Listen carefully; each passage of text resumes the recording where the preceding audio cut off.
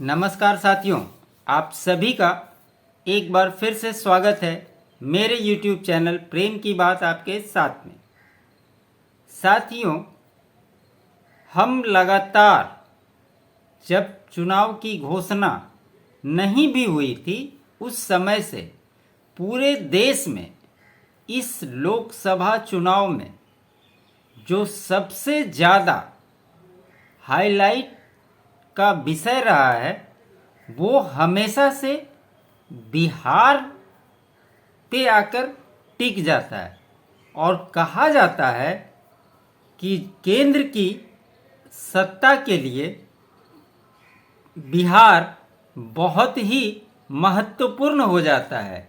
हमेशा जब भी आप देखेंगे तो बिहार ने केंद्र की सरकार को बनाने के लिए एक अहम भूमिका निभाई है।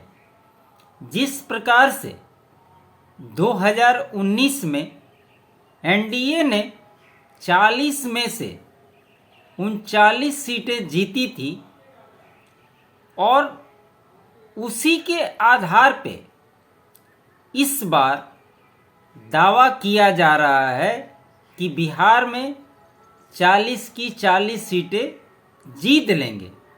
उसके मायने क्या थे? 2019 में भाजपा, नीतीश कुमार और रामविलास पासवान की पार्टी एलजेपी, ये तीन पार्टियां एक साथ चुनाव लड़ी थी और उस पे उन्होंने 39 सीटें जीती थी।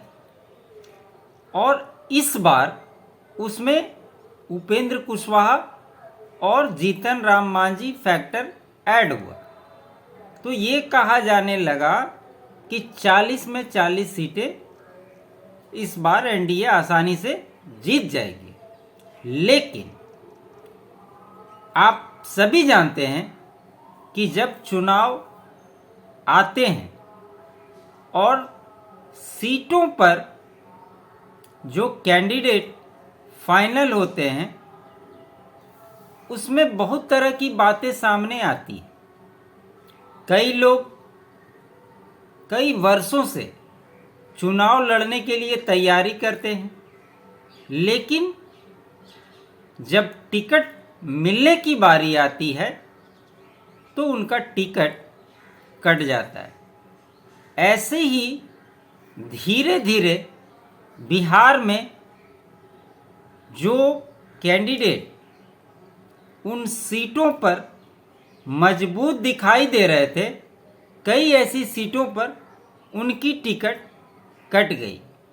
ऐसे में क्या इस बार जिनकी टिकट कटी है और वो चुनावी अखाड़े में उतरते हैं तो किसका गणित बिगड़ेगा, यह भी देखना दिलचस्प होगा।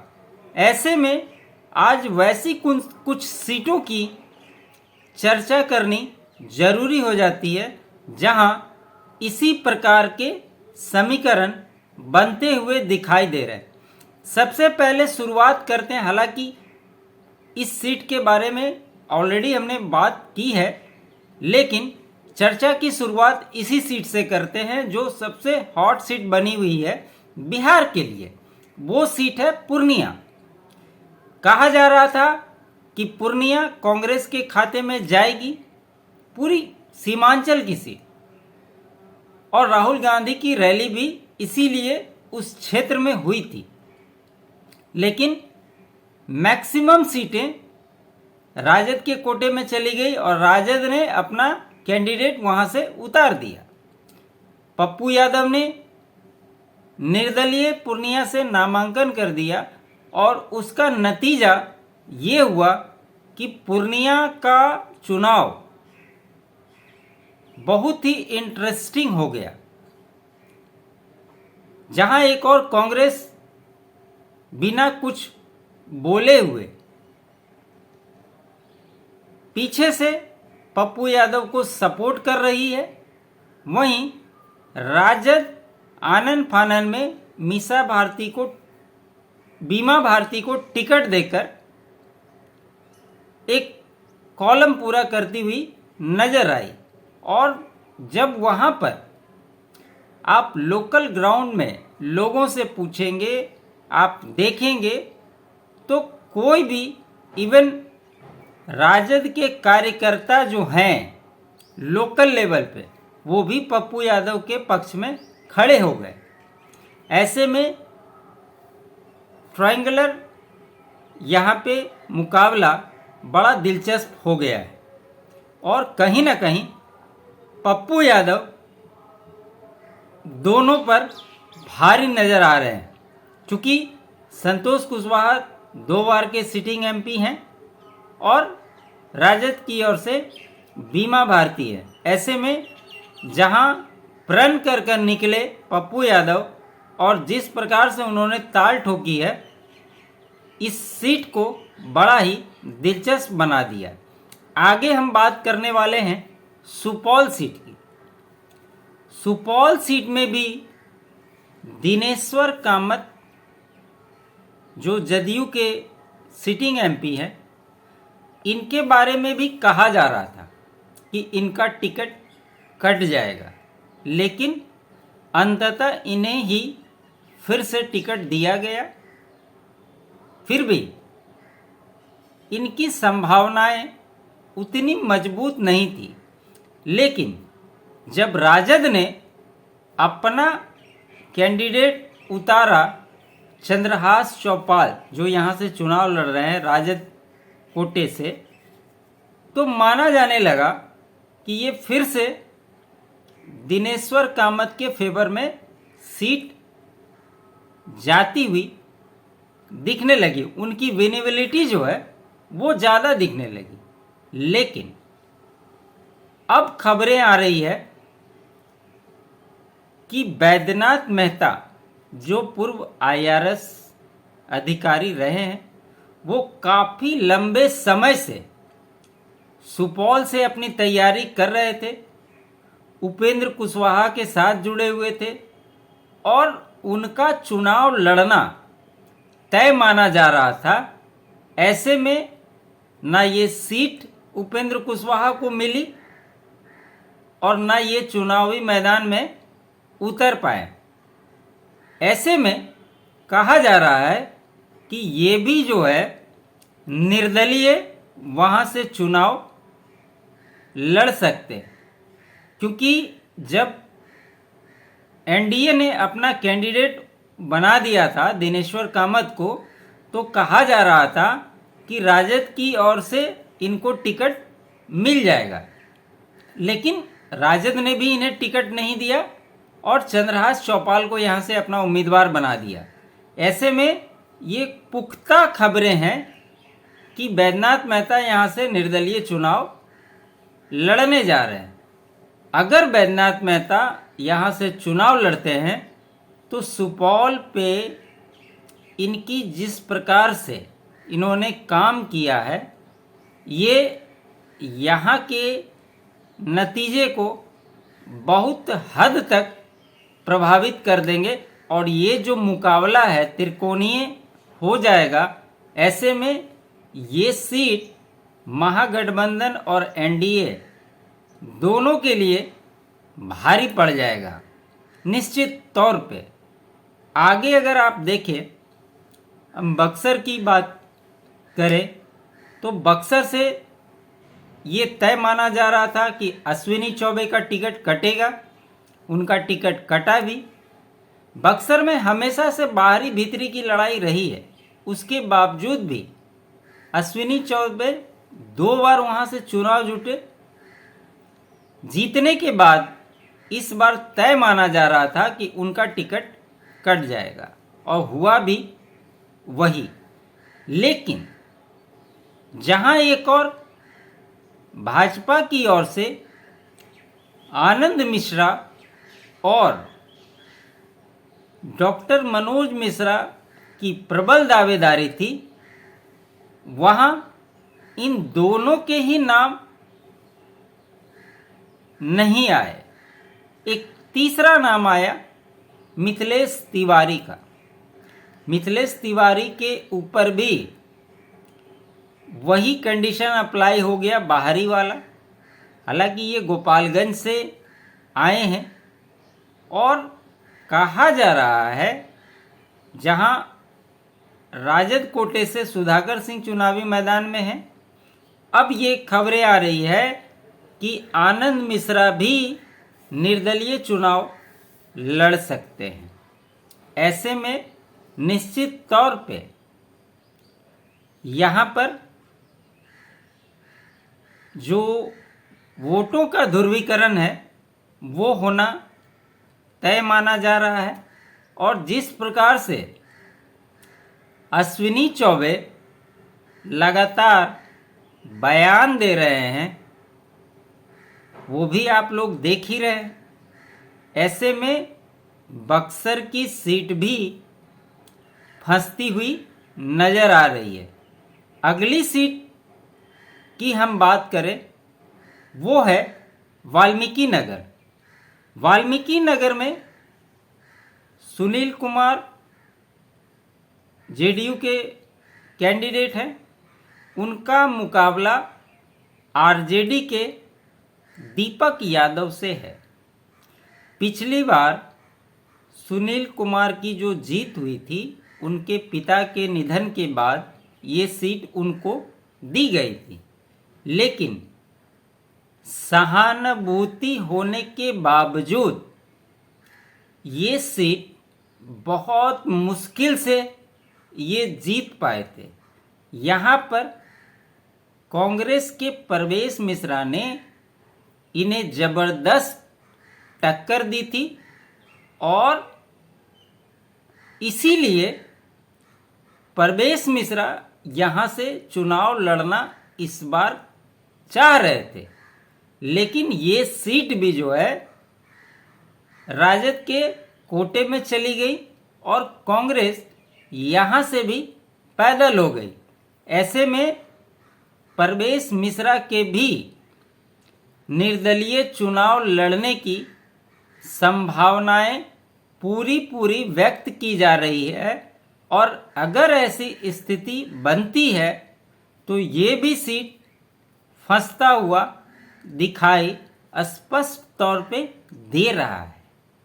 ऐसी कई सीटें हैं बिहार में जहां पर अभी जैसे जैसे चरणबद्ध तरीके से चुनाव आगे बढ़ेंगे वैसे वैसे आप देखिएगा कि प्रत्याशी जो हैं वो एक अलग अलग नाम सामने आते जाएंगे। कटिहार में ऑलरेडी आपने देखा कि जहां वो भी सीट त्रिकोणीय मुकाबले में इस बार फंस रही है, क्योंकि AIMIM भी अपना कैंडिडेट वहां दे रही है और जेडीयू और कांग्रेस तो है ही। एक सीट जो रातों रात चर्चा में आई वो काराकाट की सीट है। काराकाट में उपेंद्र कुशवाहा पिछले लंबे समय से लगातार मेहनत कर रहे थे, अपनी पूरी शक्ति लगाए हुए थे और इसी शर्त पे उन्हें काराकाट की सीट दी गई थी। लेकिन जैसे ही पवन सिंह ये एक्स पर पोस्ट करते हैं कि मैं काराकाट से चुनाव लड़ूंगा, वैसे ही उपेंद्र कुशवाहा के लिए खतरे की घंटी बज जाती है। ये सीट महागठबंधन की ओर से लेफ्ट को दी गई है और जिस प्रकार से उपेंद्र कुशवाहा को बुलाकर उनका विरोध होता है काराकाट में, ये भी एक मामला फंसता हुआ दिखाई दे रहा है।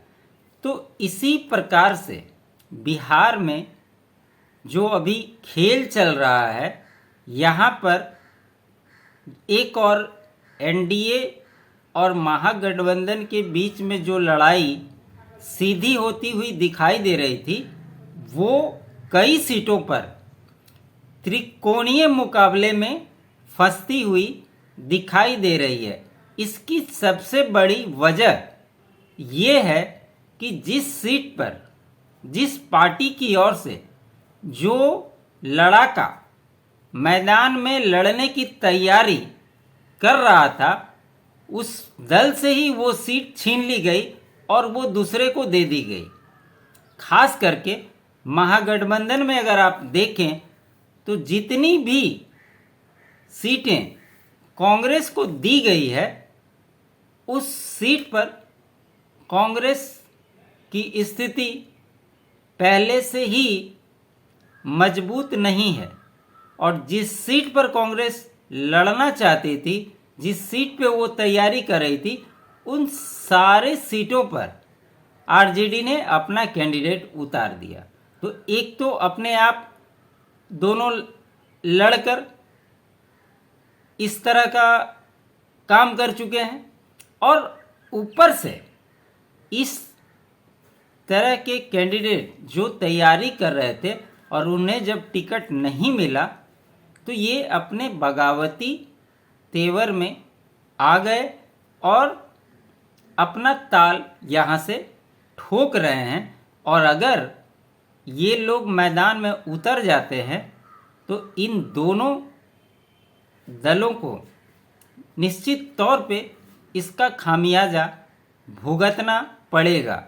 अभी हालांकि बीएसपी मायावती भी एक फैक्टर हैं जो कई सीटों पर अपने कैंडिडेट को उतारने वाली हैं और ये जितनी भी पार्टियां हैं, छोटी छोटी पार्टियां जो चुनाव में, हालांकि मायावती का बहुत ज़्यादा प्रभाव बिहार में नहीं है, लेकिन अगर कोई छोटा दल चुनाव लड़ता है, कोई निर्दलीय चुनाव लड़ता है, अगर वो 5,000 10,000 वोट भी काटता है तो कहीं ना कहीं मेन लड़ाई जिनमें है उन्हीं के वोटों में ये सेंधमारी होगी।